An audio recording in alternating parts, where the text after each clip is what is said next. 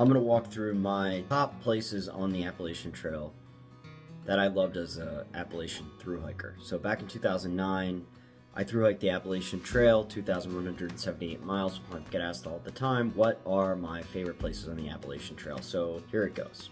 The start of the trail is amazing. From Georgia to North Carolina, you're kind of figuring out the South and how the trails are like there. So I was from the Mid-Atlantic, hiking down in Georgia, beautiful mountain laurels, the real tense ups and downs. It's really cool getting used to life on the trail.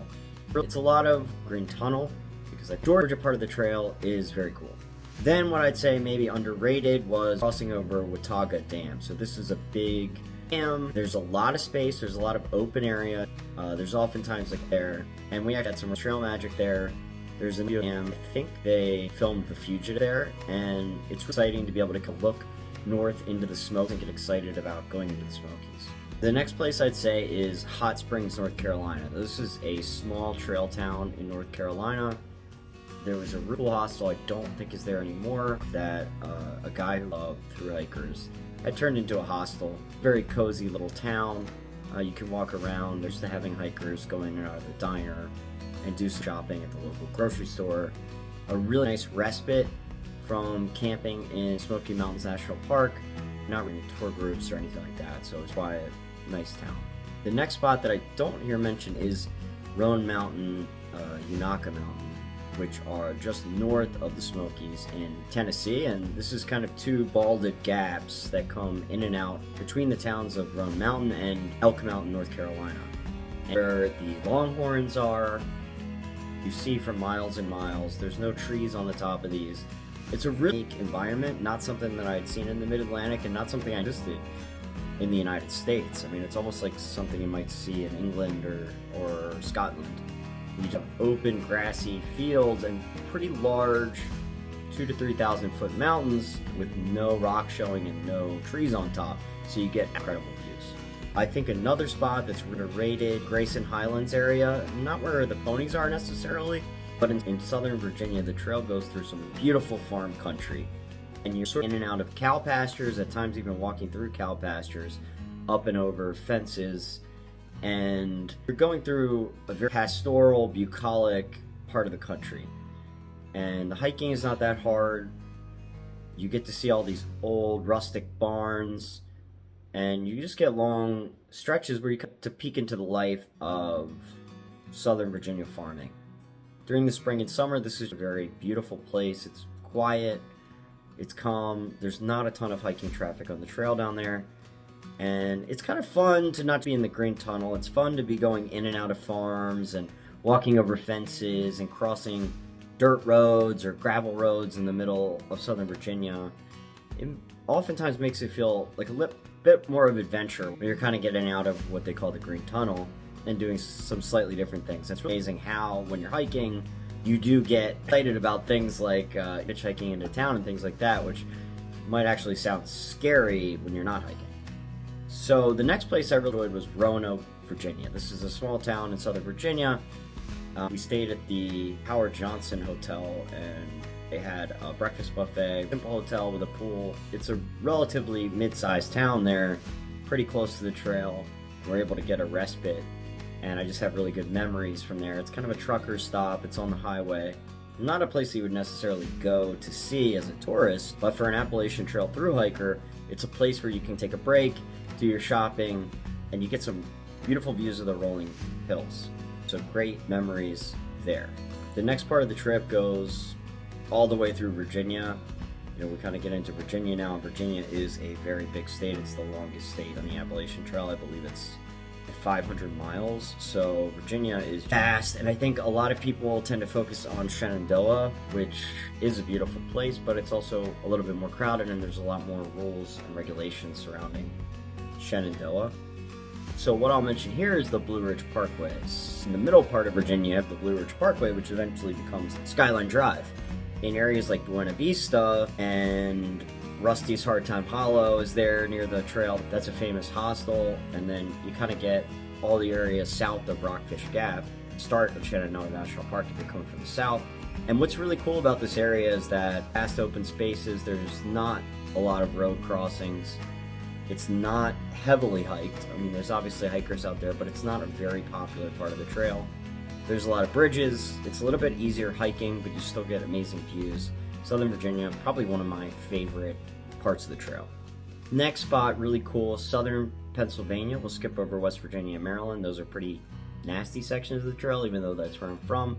And I'll say getting to Pine Knob State Park, where you do the half-gallon challenge, you get a lot of pine trees in this area. You get a lot of mountain laurel. At this point, by the time you've gotten there, it might be blooming. So gorgeous rhododendrons, mountain laurel. The trail goes through some small towns. They might have cool town events or festivals or music shows, things like that. Really cool stuff. And still fairly easy hiking in southern Pennsylvania. So you get a little bit more of that trail community there. You got a lot of hostels. The shelters are relatively good, and you get in touch with the world, where it has been going through the massive Virginia that's pretty rural, and then you get to Maryland, which is just very rocky and the trail's hard to follow. I think southern Pennsylvania is a good break. It's also where I cut my teeth on the trail when we were doing our shakedown hikes. So definitely a good memory there in southern Pennsylvania, like Pine Grove Furnace State Park, stuff like that, Boiling Springs. Some cool hostels. Another spot is coming out of the Lehigh Gap at Palmerton, Pennsylvania.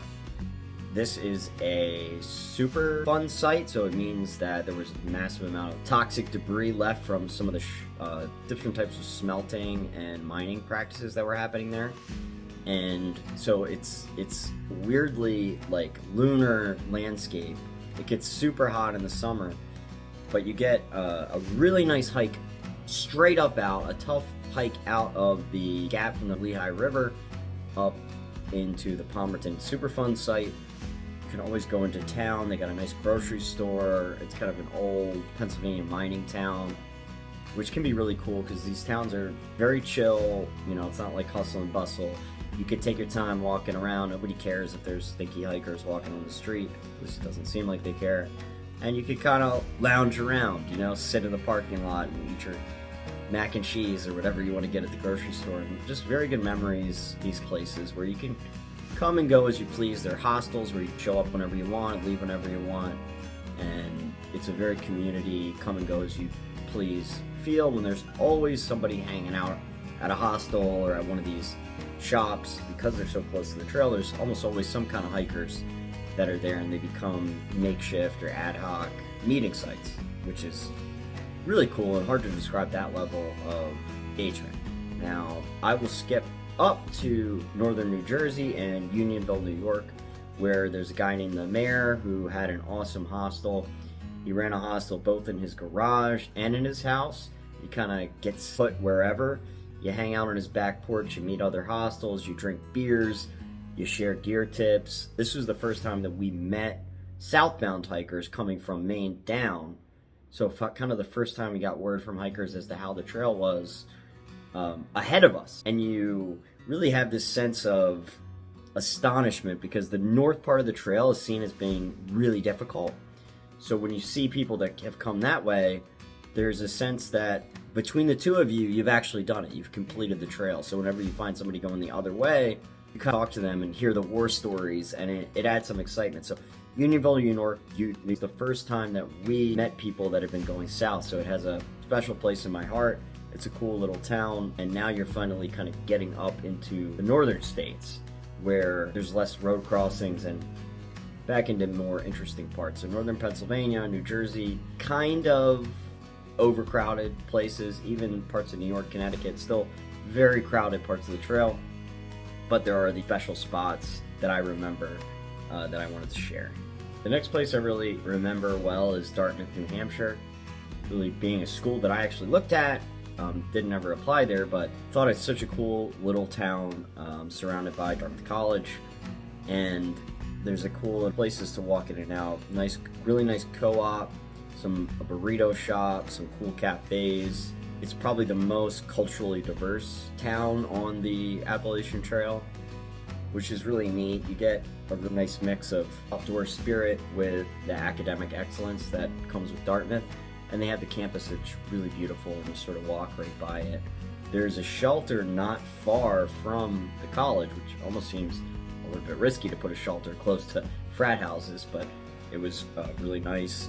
We had a great time there. We got to go to the Dartmouth Co-op, which I think is one of the best grocery stores in the country from what I've seen. And you start to get this dense coniferous forest as you get up into New Hampshire. So you cross the Connecticut River from Vermont, which is also a beautiful state, but now you're really getting into the heart of rocky New England. Vermont is very farmy. You do get some mountains, but once you get to New Hampshire, you're starting to talk about the really intense mountains, and that's where you get to the Whites, the Presidential Range and the White Range, the White Mountains of New Hampshire, which are just absolutely stunning. Super crowded, but Presidential Range, White Mountains, just crazy. Gorgeous place. There's a reason why everybody goes there. There's a reason why everybody has a sticker on their car. This car climbed Mount Washington. The place is gorgeous. You have these just kind of barren, rounded peaks with mountaintop lakes and the Appalachian Mountain huts, which are these like big hiking lodges for kind of just weekend hikers or anybody that wants to go vacation for the weekend. The hikers can stay in here and work for stay. We like clean dishes and do things like that.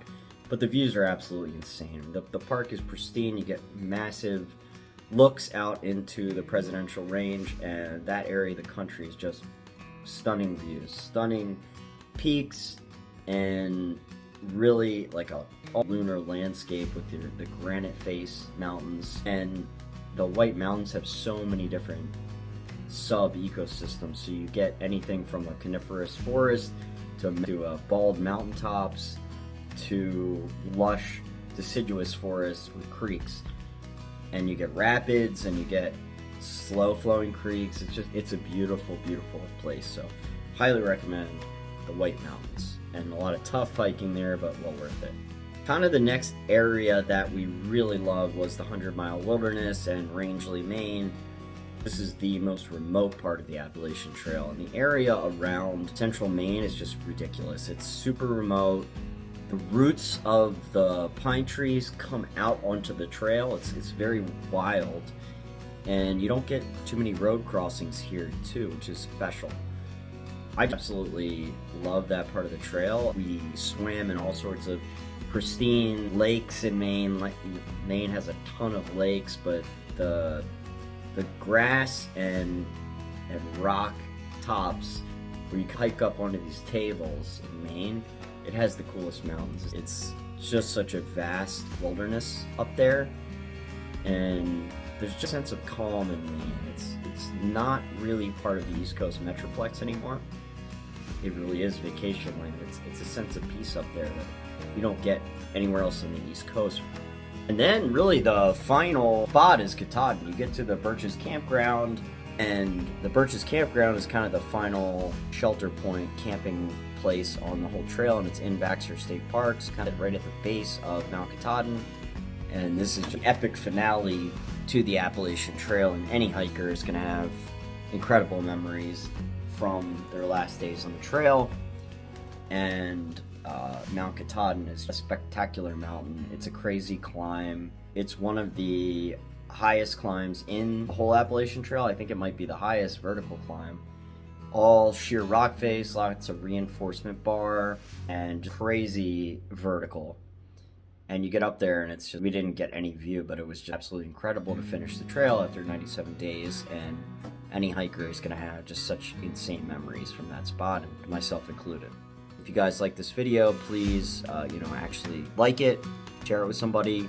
In the comments, tell me what your favorite parts of the Appalachian Trail are, or any other trails. Would love to know. I'm always looking for new spots, and so is everybody else.